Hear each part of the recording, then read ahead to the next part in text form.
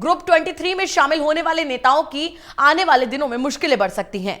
हरियाणा प्रदेश कांग्रेस अध्यक्ष कुमारी सैलजा ने बताया कि ग्रुप 23 में शामिल होने वाले नेताओं पर पार्टी आलाकमान संज्ञान ले रही है और हरियाणा प्रभारी विवेक बंसल ने भी इस पर संज्ञान लेते हुए टिप्पणी की है।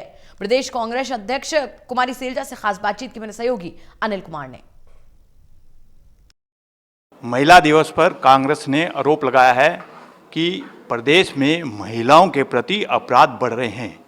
कांग्रेस किस आधार पर आरोप लगा रही है, इस मेरे साथ हैं हरियाणा प्रदेश कांग्रेस अध्यक्षा कुमारी सैलजा, इनसे जानते हैं जी। जहां एक और मैं आपके माध्यम से अपने सभी दर्शकों को आज अंतर्राष्ट्रीय महिला दिवस पर बधाई देना चाहूँगी। ऐसा दिन है जब हम सभी को, महिला पुरुष सबको एक होकर अपने प्रदेश की महिलाओं को आगे बढ़ाने का प्रण लेना चाहिए। वहीं सरकार को अपनी जिम्मेवारी निभानी चाहिए। लेकिन दुख की बात यह है कि हमारे राज्य में महिलाओं के खिलाफ अपराध बढ़ते चले जा रहे हैं और ये जो NCRB है उसकी रिपोर्ट बताती हैं 2019 के बाद इन्होंने रिपोर्ट भी नहीं निकाली है। लेकिन इन रिपोर्ट्स के मुताबिक रोज़ाना महिलाओं के खिलाफ 40 अपराध होते हैं। तो ये क्यों हो रहा है? कारण ये है कि महिलाएं असुरक्षित हैं, अपने आप को असुरक्षित महसूस करती हैं इस राज्य में, और महिलाओं की सुरक्षा की जिम्मेवारी समाज के साथ साथ सबसे बड़ी सरकार की इसलिए हो जाती है क्योंकि ये सरकार पर निर्भर है कि वो कैसा वातावरण हमारे यहाँ पर समाज को दे रहे हैं, महिलाओं को दे रहे हैं। जहाँ एक और बेटी बचाओ बेटी पढ़ाओ जैसे नारे देते हैं, दूसरी ओर असलियत NCRB रिकॉर्ड्स बताता है कि क्राइम कैसे बढ़ता जा रहा है। मैडम, एक आपने केंद्रीय वित्त मंत्री निर्मला सीतारमण का जिक्र करते हुए 75% युवाओं को रोजगार देने के मामले में सवाल उठाए हैं। क्या कारण है आपने सवाल उठाए हैं? अब देख लीजिए कि सवाल हमारे से पहले तो खुद इनके वित्त मंत्री ने उठा दिया। ये बड़े, जैसे इनकी आदत है भारतीय जनता पार्टी की सरकार की, जुमले पर जुमला फेंकते हैं हमारे लोगों के बीच में। और ये नया जुमला है 75% आरक्षण का युवाओं के लिए। अगर इसका फाइन प्रिंट आप पढ़ेंगे तो आप देख लेंगे कि यहाँ के युवाओं को पहले की तरह कुछ भी नहीं मिलना। जो इनके हाथ में भी था, सारे ऐसी जगह पर बाहर के लोग आ जाते हैं, दूसरे प्रदेशों के लोग आ जाते हैं। तो क्या आप ये कहना चाहेंगे कि हमारा प्रदेश, हमारे प्रदेश का युवा इतना पिछड़ा हुआ है शिक्षा में या किसी भी चीज़ में कि उसमें कोई योग्यता ही नहीं है?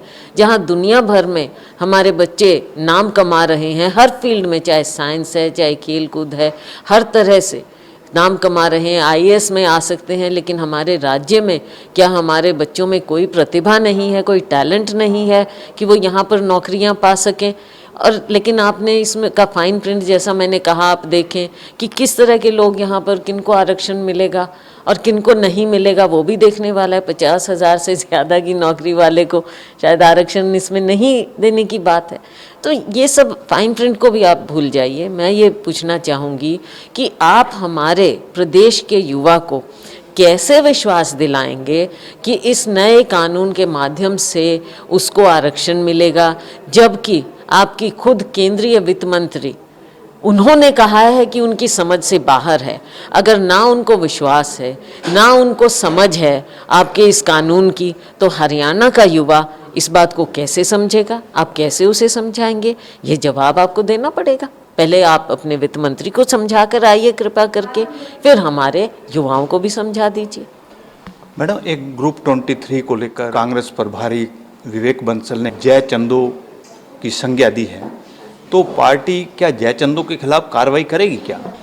ये उन्होंने जो बात कही है, उन्होंने इस बात का संज्ञान लिया है। जो हो रहा है, हमारी हाई कमांड इस बात का संज्ञान ले रही है और ये हमारी पार्टी का मामला है। जो जहाँ कार्रवाई उचित होती है हमारी पार्टी करती है और करेगी। मैडम, किसानों और कृषि कानूनों को लेकर बजट सत्र में क्या आपने विधायकों को कोई निर्देश दिए हैं क्या? देखिए, कांग्रेस पार्टी की स्थिति एकदम स्पष्ट है, पहले दिन से स्पष्ट है और ये मैंने बार बार कहा है। हमारी पार्टी की स्थिति हमारे नेता राहुल गांधी जी ने पहले दिन कह दी थी कि हम किसान मजदूर के साथ खड़े हैं। तीनों कृषि कानून काले कानून हैं, हमारे अन्नदाता के खिलाफ हैं। ये स्थिति स्पष्ट है। ये हमारे सभी लोग, सारी पार्टी के लोग और हमारे विधायकगण सब अच्छी तरह से समझते हैं। और ये भी एक कारण है जिसके कारण हरियाणा सरकार जनता का विश्वास खो बैठी है, ये भी एक कारण है। और अविश्वास प्रस्ताव के माध्यम से इन बातों का भी जवाब हरियाणा सरकार को सदन में देना पड़ेगा। मैडम, उपचुनाव अब नज़दीक आ रहे हैं और इसके साथ साथ पंचायत चुनाव भी हैं। देखिए, कई पहलू हैं। कांग्रेस पार्टी पूरी तरह से इनको चुनावों को पूरी मजबूती से लड़ेगी। हाँ, जहाँ तक कि पंचायती चुनावों की आपने बात कही और उसमें 50% महिलाओं की आपने बात कही, तो ये तो जहाँ एक और दिखने में लग रहा है कि भाई 50%, दूसरी ओर आप ये भी देख लीजिए कि जहाँ पर ज़्यादा महिलाएं अगर हों तो क्या आप उनको रोक देंगे? तो बात ये है कि वहाँ पर भी आपने बैरियर लगा दिया है। तो आप चाहते क्या हैं? एक हाथ से देना, एक हाथ से लेना। तो ये तो सरकार का हॉलमार्क है कि दिखावा कुछ और असलियत कुछ। ये थे मेरे साथ कांग्रेस अध्यक्षा कुमारी शैलजा। इन्होंने आरोप लगाया है कि प्रदेश में महिलाओं के प्रति अपराध बढ़े हैं। इसके साथ साथ इन्होंने ये भी कहा है कि किसानों और कृषि कानूनों को लेकर खट्टर सरकार को विधानसभा के अंदर घेरा जाएगा। Anil Kumar, total news, Chandigarh.